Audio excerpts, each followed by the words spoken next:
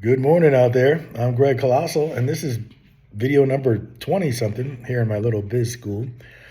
I'm hoping you are benefiting or sharing and maybe enjoying some of this talk. I know I needed it when I was alone in business. It was one man who helped me, my mentor, but really, and my big brother, Carmen, my oldest brother, Carmen, was someone who was able to make me feel supported. But when you're alone with your thoughts, it's helpful to have a buddy, and hopefully I can be your buddy. My throat's a little off, and so I'm using coffee to help my throat. So today's topic won't be popular, but it is important to understand uh, because you can fall victim to this, and I don't want you to. Business attracts criminals. That's right.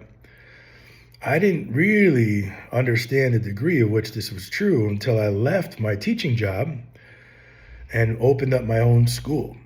You see, once you're in the free market and your door is open, right, at 8 a.m. or 10 a.m., anybody on earth can walk in that door.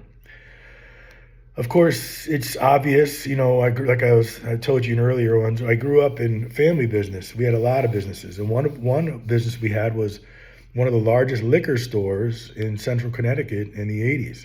Huge square footage.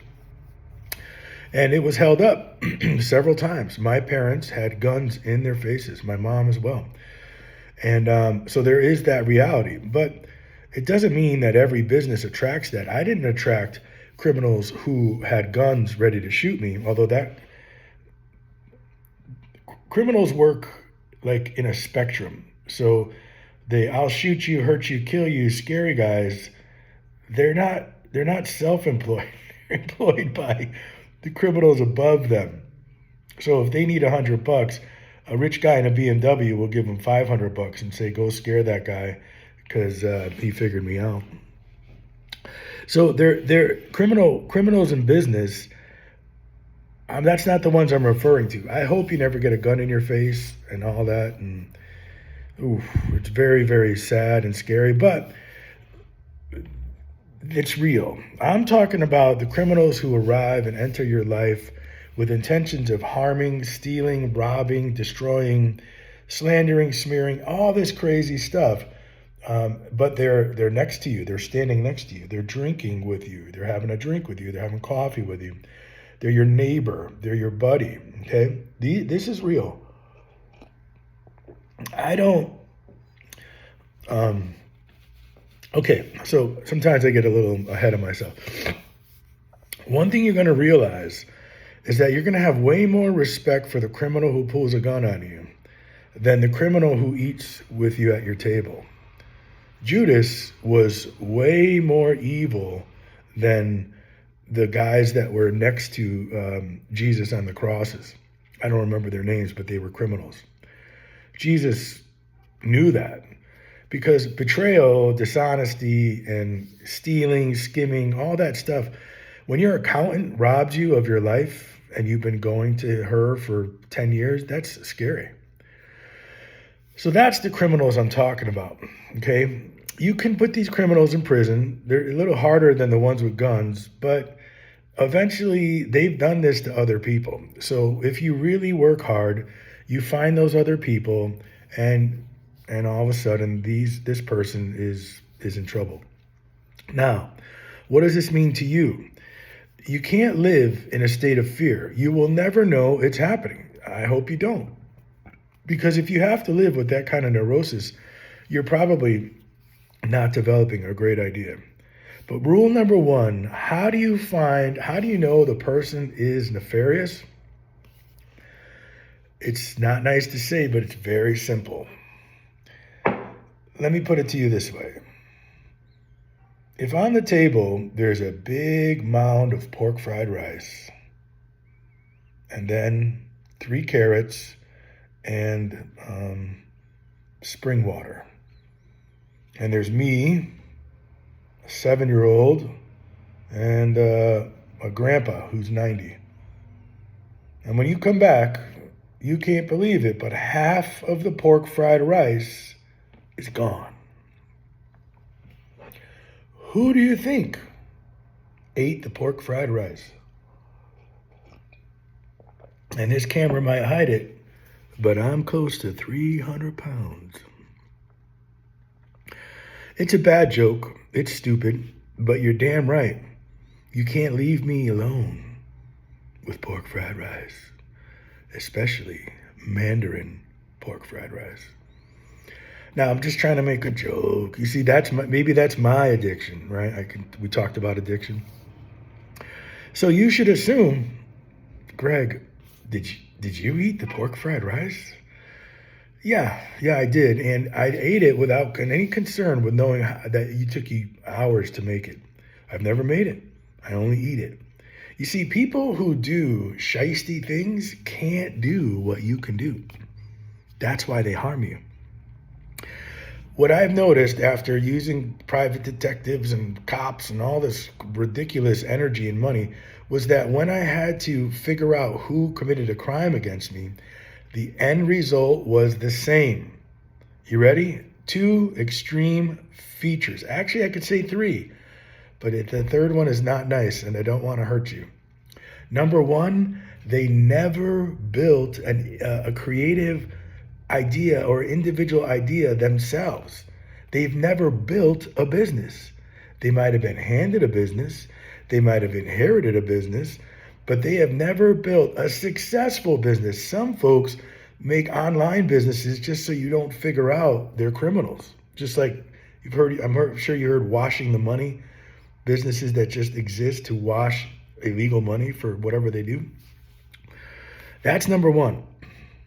The men and women who have built their businesses, either with their dad, alongside their dad, sometimes, or mostly on their own, they don't hurt business people, other business. They know, they remember what it was.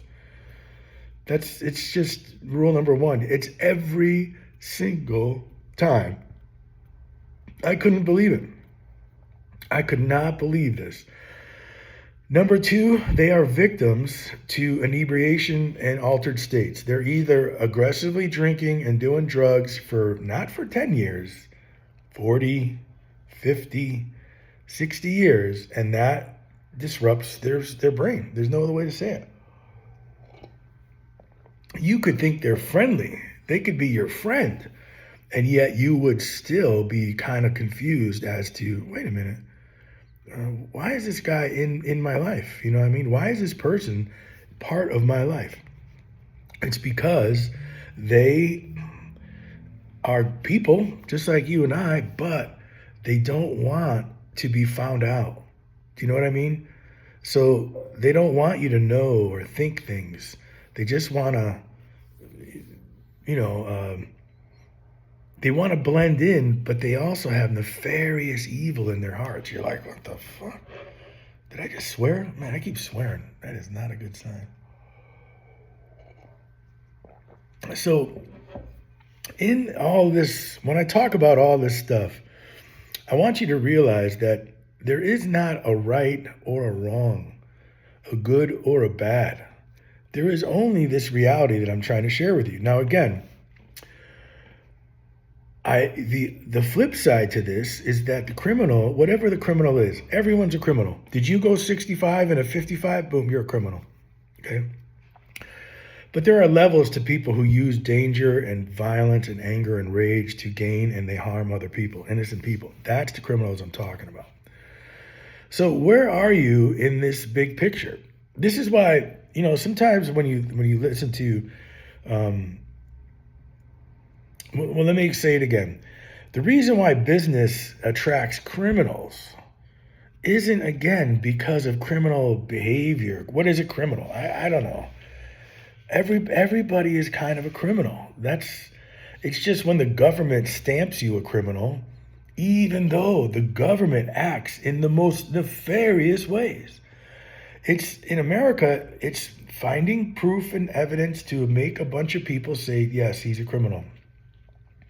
Now, if you're very rich, you can do this very quickly because the people who you're associated with are influenced by money. But that's why a lot of poor people are in prison. You know what I mean? It's not like rich people don't go to prison, but it's way harder to put them in prison, because if you can get to a crooked judge, a crooked, and I'm not sure who it is, the prosecutor maybe? I don't even know if I'm saying the right words. Crooked cops, crooked COs, anybody. If you have $50 million, a lot of the people I just talked about can be moved by 50 grand, 150 grand, whatever it is.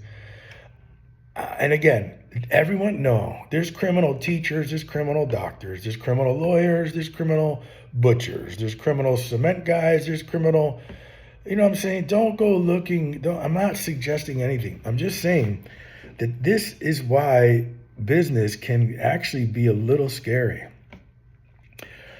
One day in my business, somebody sent goons, big, scary, non-caring, very violent in their actions and motions, into a school filled with children, my school.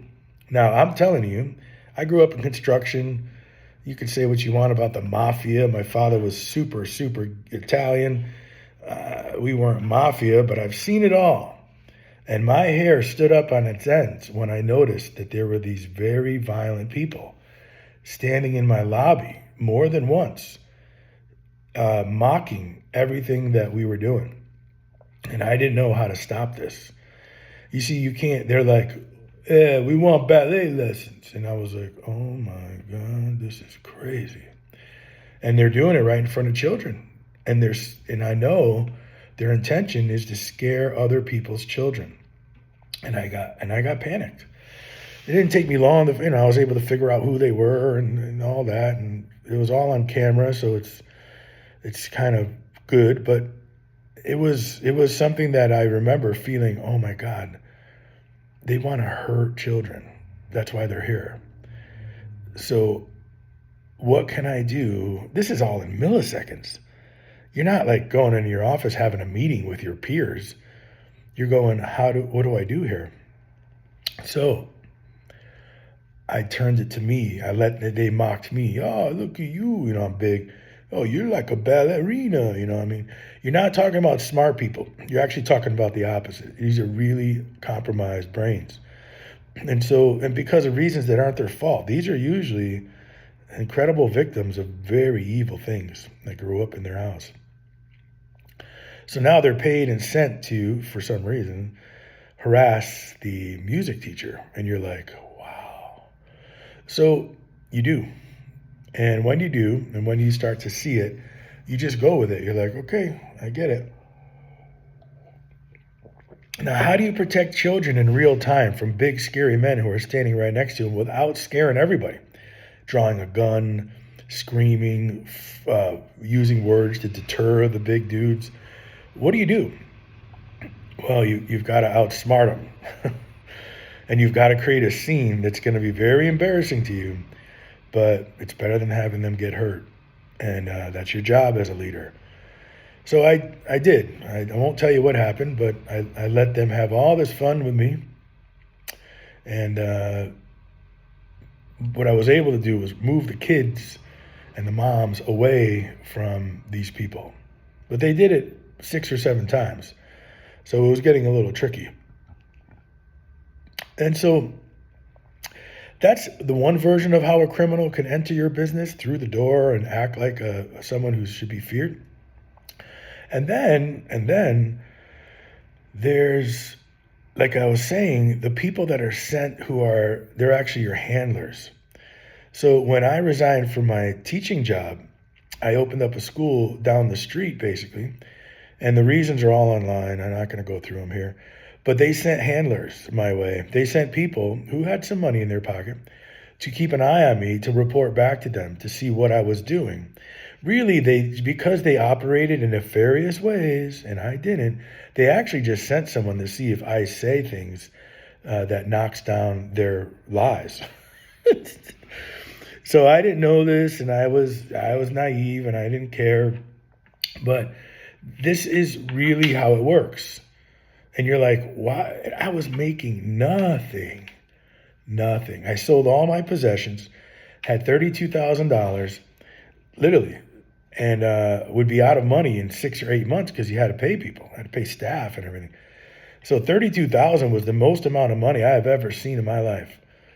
And I didn't understand by the selling and cashing in of this and all that.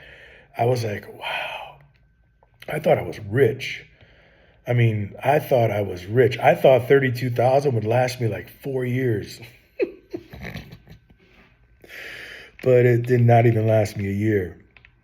Now, the people who are watching me, my handlers, they fake like they like me. These are going to be your upper middle class white people for the most part, because they're corporate people. They come from the shark infested waters of corporate world, and they're okay with acting like they like you. They know the Machiavellian tricks. They know how the mafia works. They know how corporate works. They know how prisons work. They know how the cops work and the cartels. It's called Machiavellianism. I didn't know that. I didn't want anything to do with that. Hence why I built my own business. But they sent them in. And they were helpful. They were extremely helpful, and they helped me grow. But they had ulterior motives, and I didn't know. I don't have those. Now I'm starting to develop them to protect myself. But no. You have to be a very thought out to wake up every day and manipulate someone. I'm like, whew.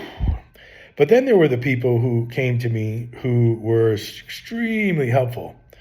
They weren't part of that group. They didn't have to report to anybody. They too were well off. You could see that. And I didn't understand anything about the left and the right or Democrat and Republican. But I'll tell you, a lot of the Democratic energy wanted to spy on me in a way. Not all of them, but a couple of them. And a lot of the Republican energy wanted me to succeed, would tell me to raise my prices, would show me tricks on how to stay afloat with cash flow. I'm not sure if I'm saying the right words, left and right, Democrat, Republican. But to tell you the truth, if you were to measure all of the help that I received and then try to categorize it by left and right, it wouldn't work. I was so supported, so loved, so cared about that nobody would believe my success story in business. You won't believe it. It was 60% me and 40% an entire town, and not even a town, an entire group of people. It went into many towns. Why? Well, they mock it now. Again, if they're on drugs or alcohol, then they hate me because they don't want to hear that I love them enough to say, get sober. Get sober. Because your words, when you're high and drunk, your whole life, I'm not under 30, pretty typical to wrestle with it. You're over 30, you're over 40, you're over 50, you're over 60, you're 80, you're 84, you're 90. Your words and your speech and your thoughts and your advice is chemically drenched. It's tainted.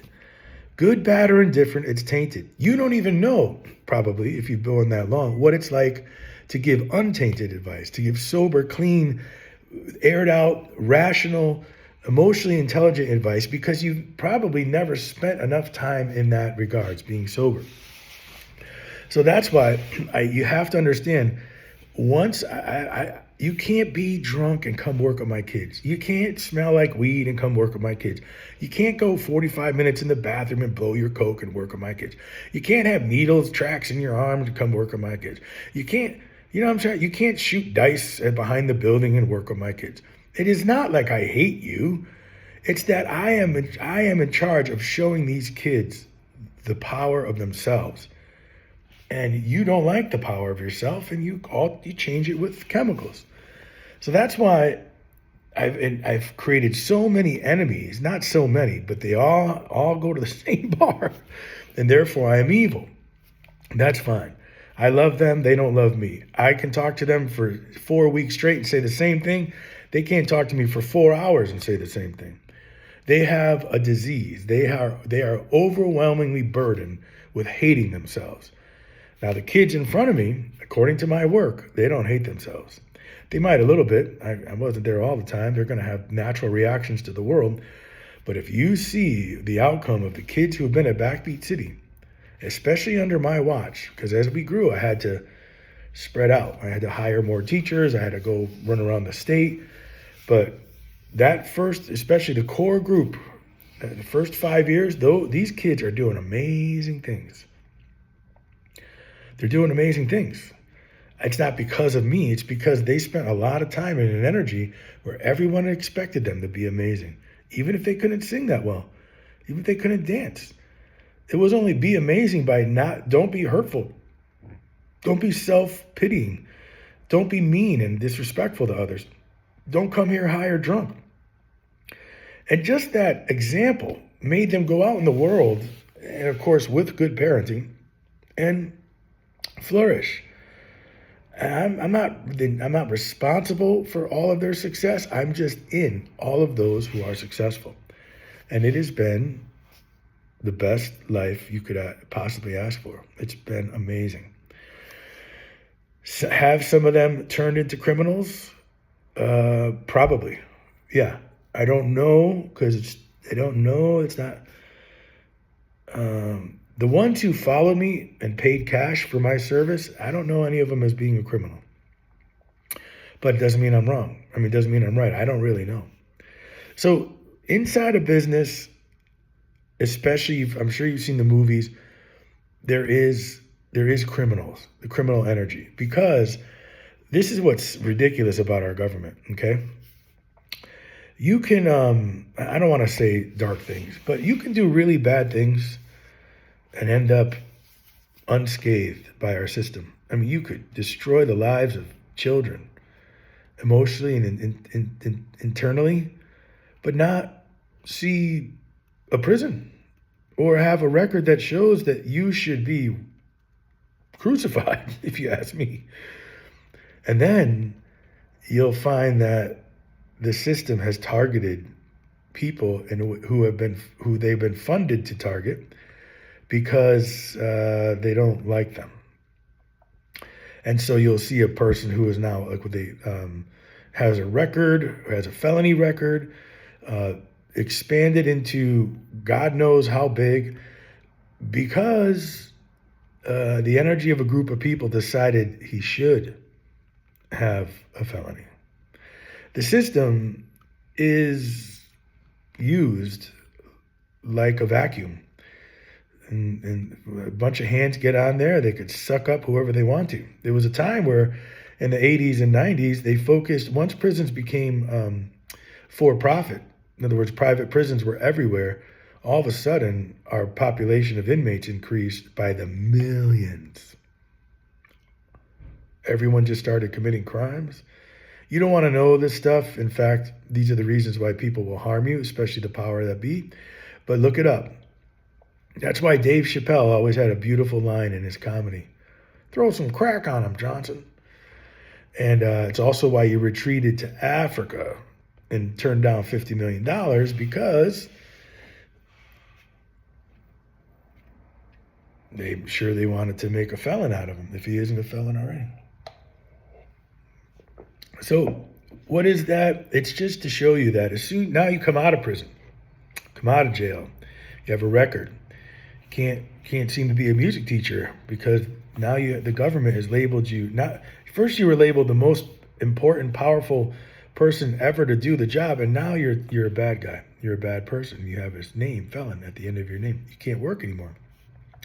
So you open up a business, or you enter a small business where they're not regulated by those same terms. And that's why, if you ever notice, I hate to say it, but there are some extremely super, super successful people who ended up, I don't know what their crimes were, but they were actually criminals, true criminals. And then when they get out of prison, they become billionaires and millionaires because they aren't afraid anymore. They know now how the system works. It'll target you for whatever reason, because usually you piss off the people who can arrest you, who can ruin you. That is their power. A baker becomes a baker because everyone loves his bread. A candlestick maker, everyone loves his candles. But some people can destroy your life. I think one time a woman said, "I just got to sign a piece of paper and your life is over." So that's her dream. That's her. She wakes up in the morning and that's what she dreams to do. I dream of singing James Taylor's music with teenagers to give them hope, because his music had so much hope. Who, by the way, was cursed with the horribleness of addiction. So understand that business is the doorway and can attract criminal energy, but it's nothing you should fear. It's just, like I said, you have more respect for the guy who puts a gun in your face than you're gonna when you realize the people around you are harming you, doing evil stuff to you so that your business just gets destroyed. A whole nother topic to talk about. Criminals are in business, so watch out. See ya.